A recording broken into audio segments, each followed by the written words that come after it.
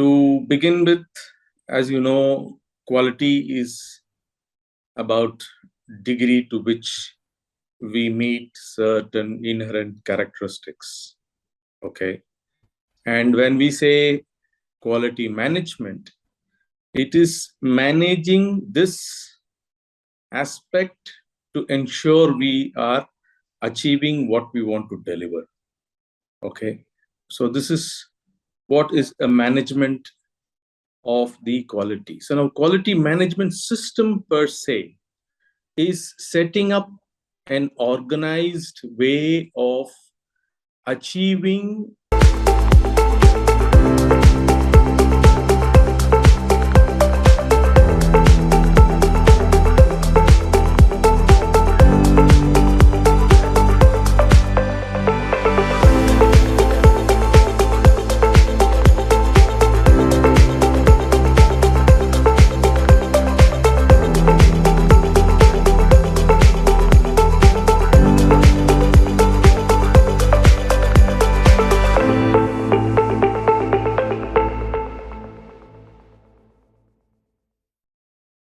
Hello and welcome to W3 Talks. W3 Talks, where we talk about quality, health and safety, environment, sustainability, CSR, and other issues related to your organization and relevant problems. In our shows, we invite different guests or industry experts. And in today's episode, we are inviting Mr. Radha Krishnan, who have quite a good experience in management system implementations, and he's very specific about quality management system, quality of the products, and quality of the services. Welcome, Mr. Radha Krishnan. Thank you. Mr. Radha, my first question to you is about what do you think, in your idea, how we can understand what is quality management system and why it is important for the organization to implement quality management system, and how it can bring improvement and can be beneficial to the organizations when it comes to quality or quality management system. Okay. To begin with, as you know, quality is about degree to which we meet certain inherent characteristics. Okay. And when we say quality management, it is managing this aspect to ensure we are achieving what we want to deliver. Okay. So this is what is a management of the quality. So now quality management system per se is setting up an organized way of achieving a targeted quality level. So that's what we call it as quality management system. You will not see these types of definitions anywhere, but this is what I personally feel. Okay. Now, having said that quality management system is about achieving a certain level of quality, what does it help an organization? An organization survives if it achieves the expectation of its customer. And how can it achieve the expectation of its customer? If it achieves the requirement of the customer through the products it is producing or the services it is providing. So if the product meets customer expectation, then the required level of quality is achieved. Similarly, if the services meets the customer, again the required level of quality is achieved. Now, the organization is able to survive and sustain in the market if it has first achieved the customer's expectation. So this is how I would put it in a nutshell, the benefit of quality management. Okay, to continue from there, since you just give us a brief about the benefit of the quality management system, I feel like, as per my experience, I seen the organizations, they struggle a lot because somewhat they've misunderstood how to implement all the requirements of quality management system, right? So if you would highlight or give us an idea about what kind of challenges or problems the organizations are facing basically. So I think that will help our audience as well. Okay, so in this type of a situation, I would break the let us say organizations into single or couple of people participated organization, or a medium level organization, which is, let us say, having 30-40 people, or a large organization which has 100 plus. Anything 100 plus will have the similar type of issues. Now, when you come to the smallest organization, it's absolutely not a problem to implement quality management system. The one and only person is those one or two people need to understand the requirements and the expectation and the ability to deliver this, and that's very simple with only few people in the organization.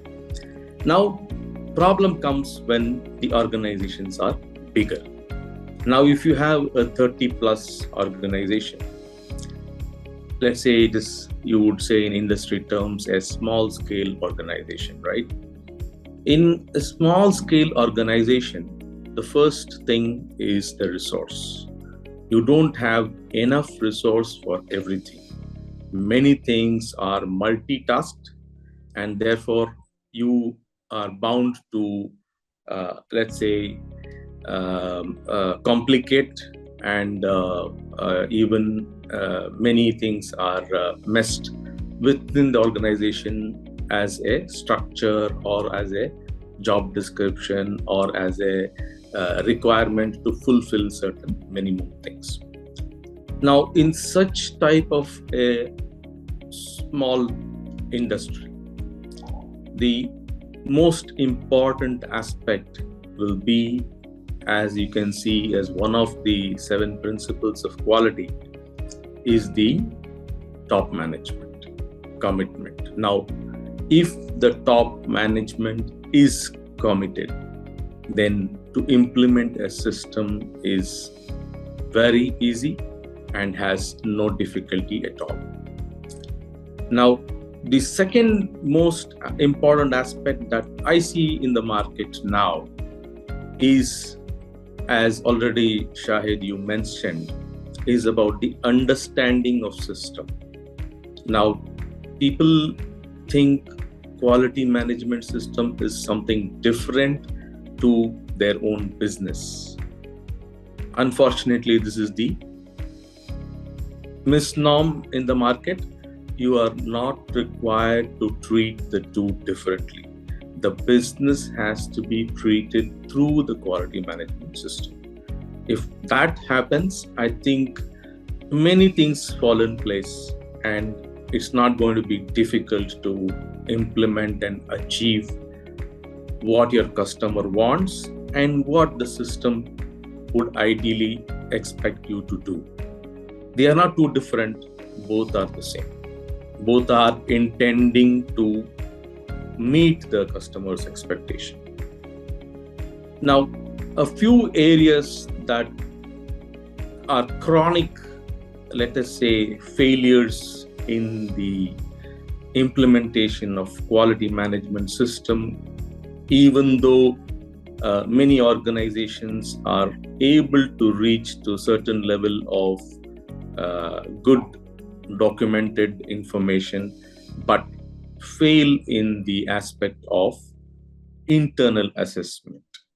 Now, this is one critical aspect of quality management system, is to be able to assess yourself. Now, this is a challenge in all medium, small, or big industries, wherever you go. The more you want to question people, the less they want to participate in this. But unfortunately, system needs to ensure and verify what are the aspects that are planned and how they are implemented. And once you verify this, what is the deficiency and how this deficiency can be improved. So these few things are a big challenge in the current industry if the organization is not able to implement effective internal assessment systems to succeed in identifying where they stand in implementing their system. I think those are the major areas I see the market is lacking in today. Yeah, good to know about this information. Driving from what we have heard from you, I would like to ask you, see, when we see the different organizations, the one point you mentioned is that some of the organizations or some people think like quality management system is different than their business. I'll just go ahead with the same point, because when it comes to the implementation or when we review or do the audits for the organizations, we see that they are not considering their business processes, or always find difficulty when it comes to the business processes, how they have to make it part of quality management system, or how to integrate the requirements of quality management system into their business processes. So if you can guide us on that as well. Yeah, this is something which is very important to understand by the people who are implementing. That is, you mentioned one very critical word, which is called integration. Now, integration is easier said than done. Now, what do you mean by integration when you're implementing a system? Any system you're implementing should talk to the existing systems and should be collaborated with the existing systems. No system should stand alone at all. That would lead to a duplication of activity, that would lead to incomplete or complete coverage of all the organization, that would lead to also sometimes misinformation or insufficient information about whatever is happening. Now, why does this integration fail? Integration fails if there are certain basic things that you see in an organization, is the departmentalization of activity, or either it is function based, or is it project based, or it is technology based. So once you are departmentalizing, then the system is again working only with those departments independently, and hence fails in one of the quality principles of process approach. Now, that is the challenge to bring in the integration, that your system implementation should be at the process level. And the moment you have addressed it in terms of the process, then the success is going to be fairly easier than done when it was implemented without integration. Now, when I say process approach, I know people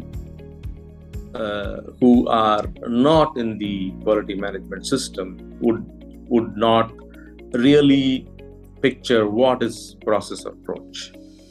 We say process approach for ensuring that we address any activity from the beginning of an input to completing and finally delivering an output, and all the activities that goes through these stages before this final activity is completed to deliver either a product or a process or a service, we would term this as a process. So an input activity and output completes a process, and multiple such processes together would deliver a final product or a service.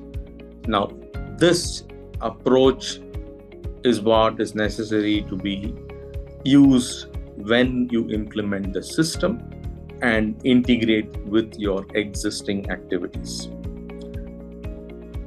Okay. Next thing I want to discuss with you is about setting up the quality objectives. See, people have quite misconceptions about that, and personally, I have seen in the organizations their strategic objectives are different than the quality objectives.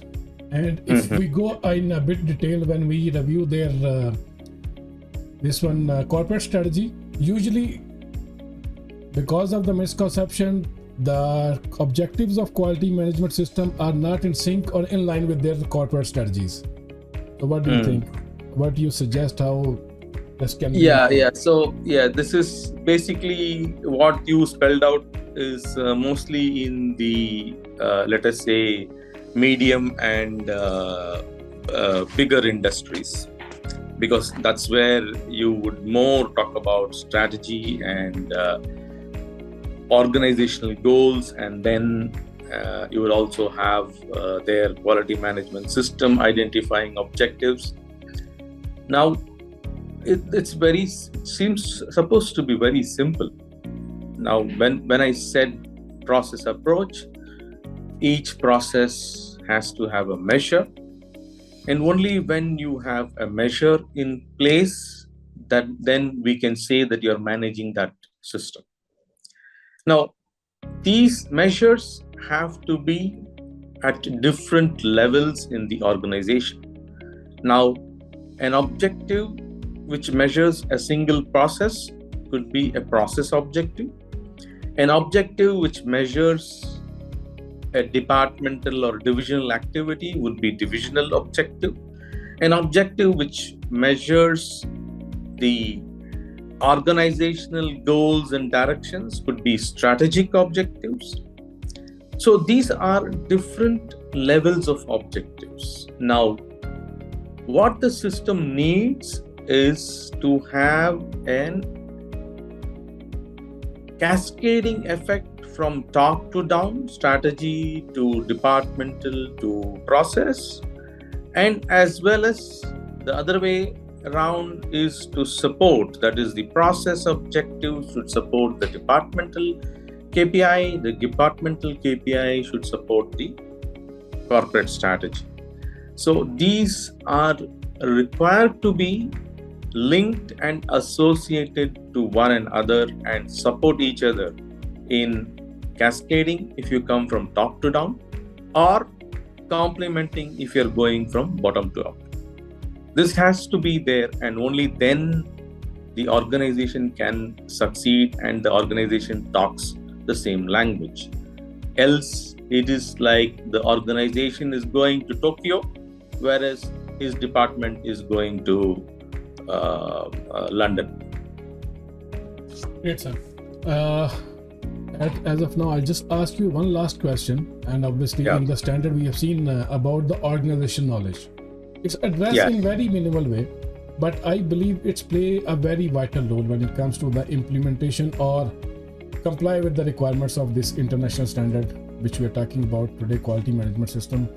So what do you think, in your perspective, how important is for the organizations when it comes to the organization knowledge, and what kind of aspects they can consider when we are saying or referring to organizational knowledge?